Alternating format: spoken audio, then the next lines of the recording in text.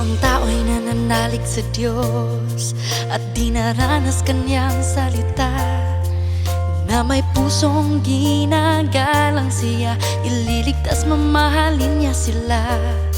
Kaya nilang patotohanan ng Diyos, katotohanan ay isinasa buhay nila. Saksi kung ano ang Diyos at disposisyon niya. Sa pag-ibig ng Diyos, nabubuhay sila.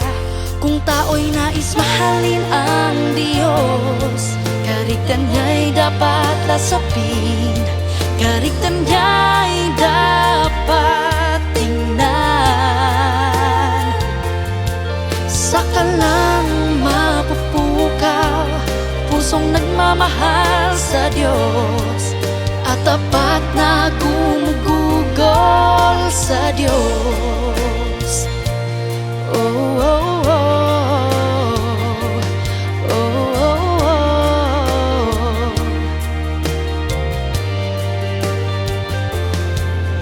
Ayaw niya silang mahalin siya sa salita o imahinasyon.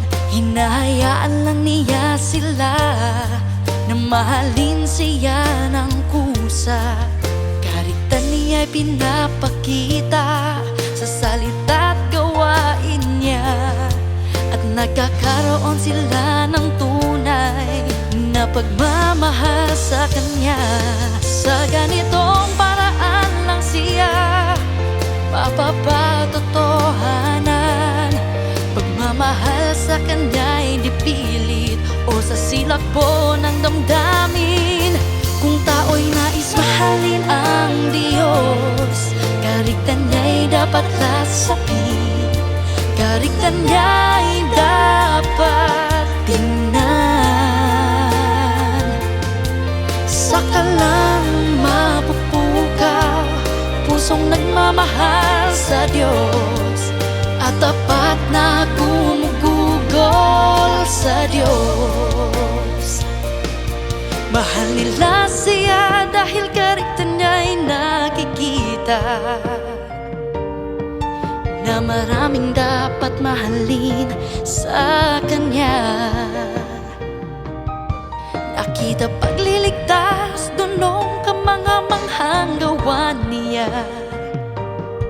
Kaya siya ay pinupuri nila at hinahangad. Binugaw damdamin nila na di sila mabubuhay nang di natatamo ang Diyos. Kung tao'y nais mahalin ang Diyos, kariktan niya'y dapat lasapin, kariktan niya'y dapat tingnan. Saka lang mapupukaw pusong nagmamahal sa Diyos at tapat na gumugugol sa Diyos.